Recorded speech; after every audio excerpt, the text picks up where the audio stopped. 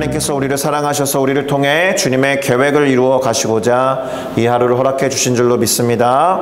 이 하루가 예수 그리스도의 고난과 십자가 사역으로 인해서 우리에게 새롭게 주어진 날이라는 것을 기억하시면서 하나님의 뜻대로 살아가시기를 예수 그리스도의 이름으로 축복합니다.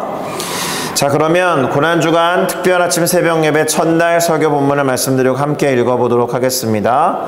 오늘 설교 본문은 요한복음 12장 20절에서 36절까지가 되겠습니다. 다소 긴 구절이기 때문에 요한복음 12장 20절에서 36절을 제가 읽어드릴 테니 귀 기울여 들으시고 눈으로 따라가 주시기를 바랍니다.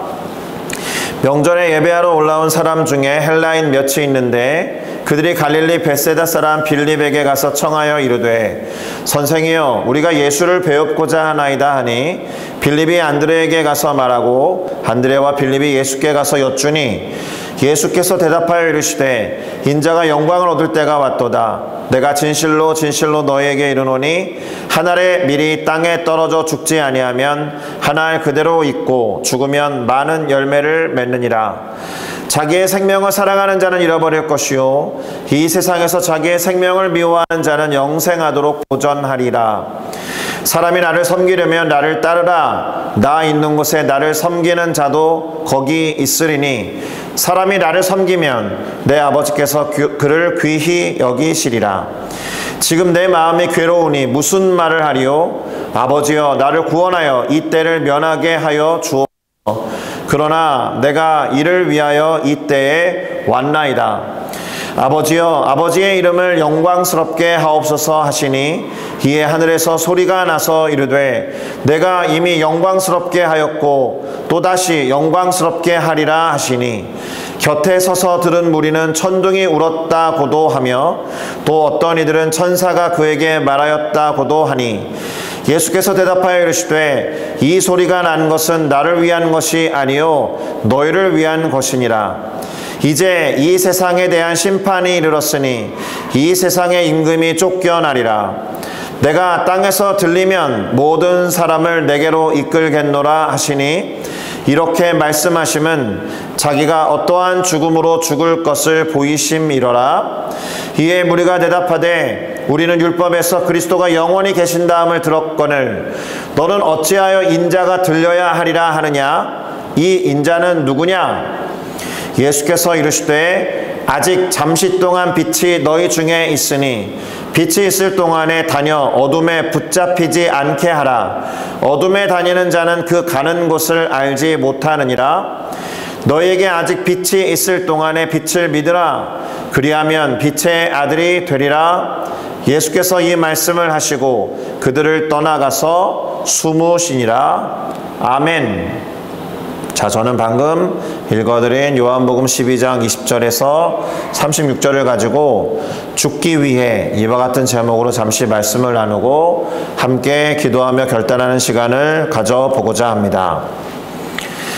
자, 오늘 본문의 시작은 6월절 명절에 예배하러 예루살렘 성전에 올라온 사람들 중에서 그리스 사람, 본문은 헬라 사람이라고 표현했는데 그리스 사람 몇 명이 사도 빌립에게 찾아와서 청하기를 예수님을 뵙고자 한다라는 이야기를 하는 장면으로 시작되었습니다. 그래서 빌립은 동료 제자였던 안드레에게 찾아가서 그 이야기를 전하였고 결국 빌립과 안드레 두 사람이 함께 예수님에게 나아가서 여쭈어 보았다라는 겁니다. 자, 그런데 예수님은 좋다, 내가 그들을 만나겠다, 또는 아니 그들을 만나지 않겠다라는 말씀 대신에 뭐라고 하셨느냐 하면 인자가 영광을 얻을 때가 왔도다, 이런 대답을 다소 엉뚱하게 하셨음을 우리는 보았습니다. 제가 늘 말씀드리는 것 중에 이렇게 맥락이 잘 안 맞아떨어지는 엉뚱한 내용이 나오면 더 유심히 그 구절들을 들여다봐야 하고 왜 그렇게 말씀하셨는지, 왜 그렇게 기록되었는지 조금 더 고민해 봐야 한다라고 여러 차례 말씀드린 바가 있는데 오늘도 그렇습니다. 사람들이 당신을 찾아와 보기를 원한다라는 것을 예수님은 어떤 신호로 받아들인 거죠. 어떤 사인으로 받아들인 겁니다. 우선 이방인들이었지만 하나님을 섬기고 예배하는 사람들이 예수님을 만나고 싶어 했다는 것은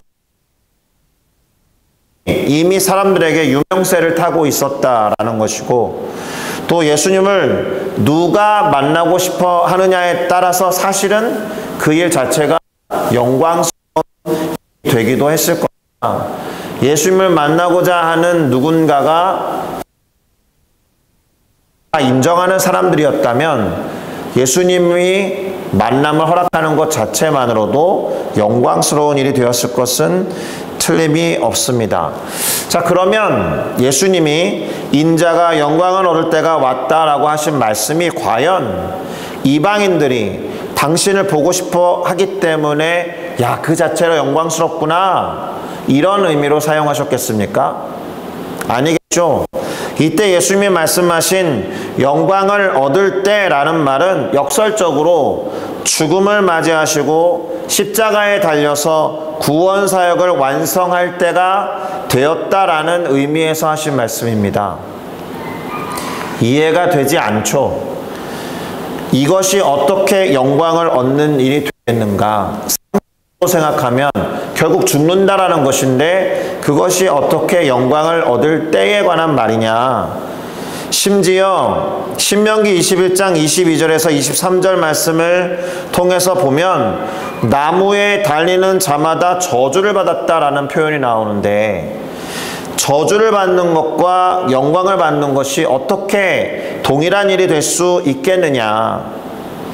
예수님은 그 저주와 같은 죽음, 십자가 처형을 받는 것이 당시 상식으로는 이해가 되지 않는 영광을 받을 때라고 희한하게 말씀하셨다라는 겁니다.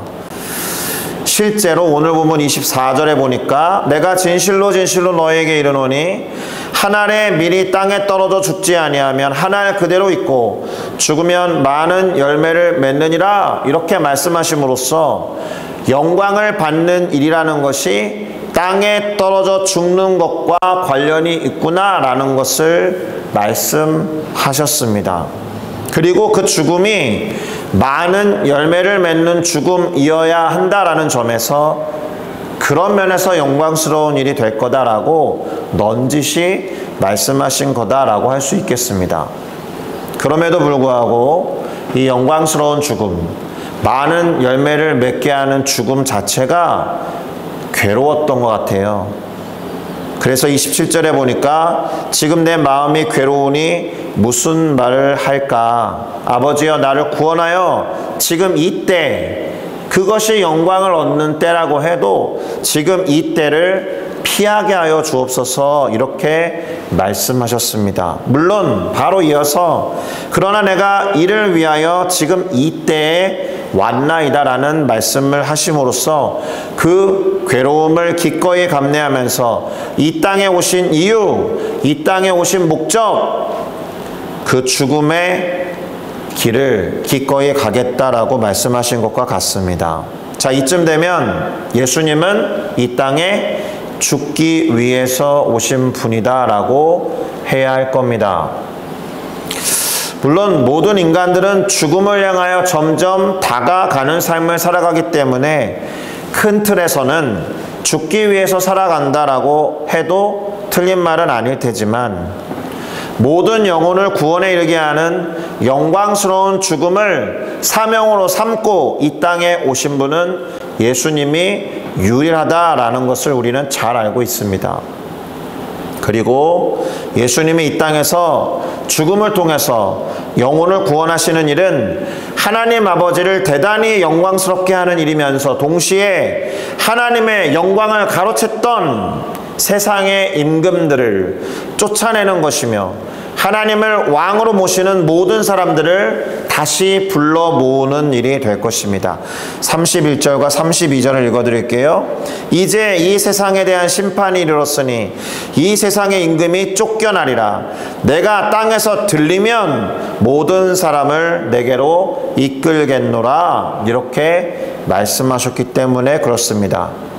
그리고 이 사도 요한은 이렇게 말씀하신 예수님의 의중을 헤아리면서 다음과 같이 기록했습니다. 예수님이 이렇게 말씀하시면 자기가 어떠한 죽음으로 죽을 것을 보이심이로라. 그러고 보면 예수님은 다양한 방식으로 당신의 죽음과 그 죽음의 방식에 대해서 제자들에게 말씀하셨음을 알 수가 있습니다. 그런데 당시로서는 알아듣지도 못했고 이해도 하지 않았지만 지나고 나서 보니까 이 요한은 아, 그랬구나 하고 깨달아서 이렇게 기록할 수 있었던 거예요.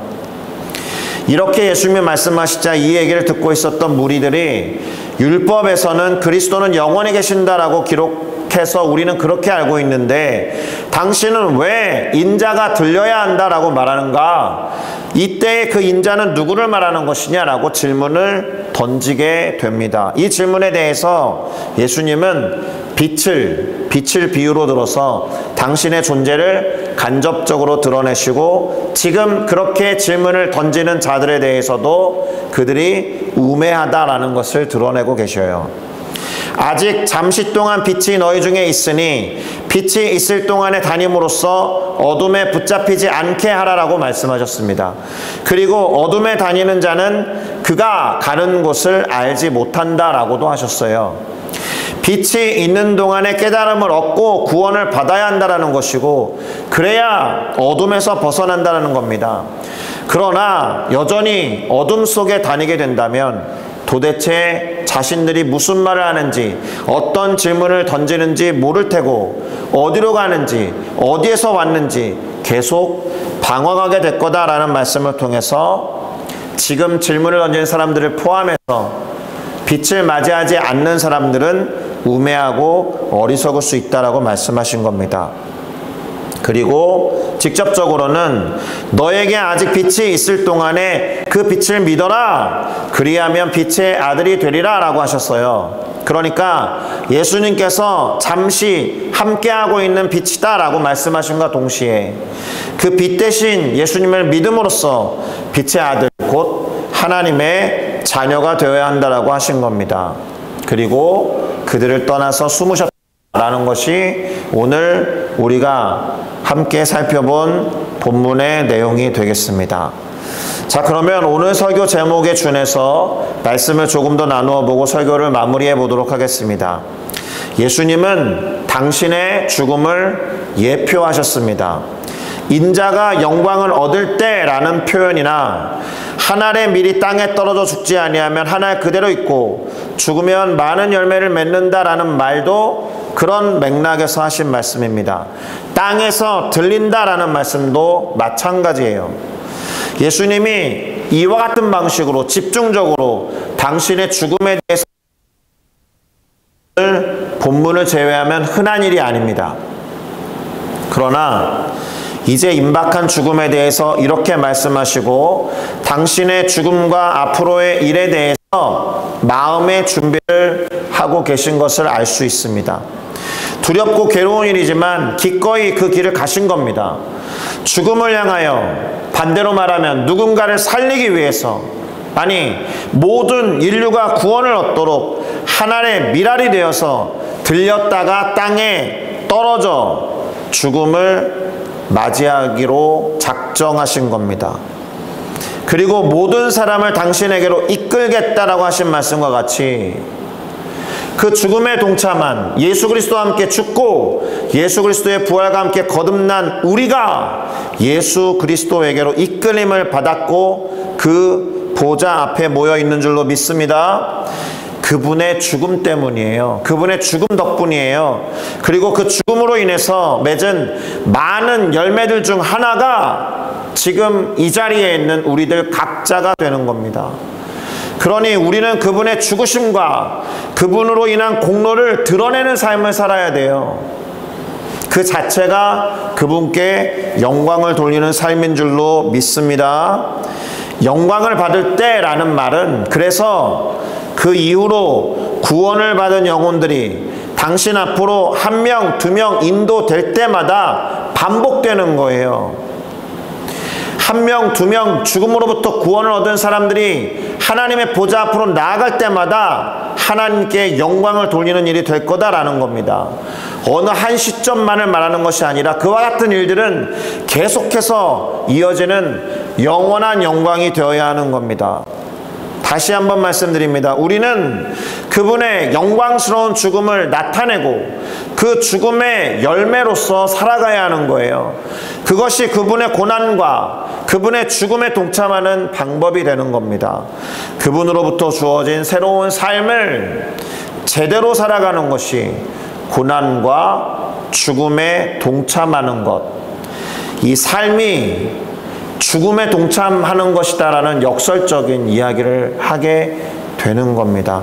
그분의 죽음에 참여하기 위해서 제대로 살아야 하고, 제대로 살기 위해서 그리스도와 함께 죽어야 하는 겁니다.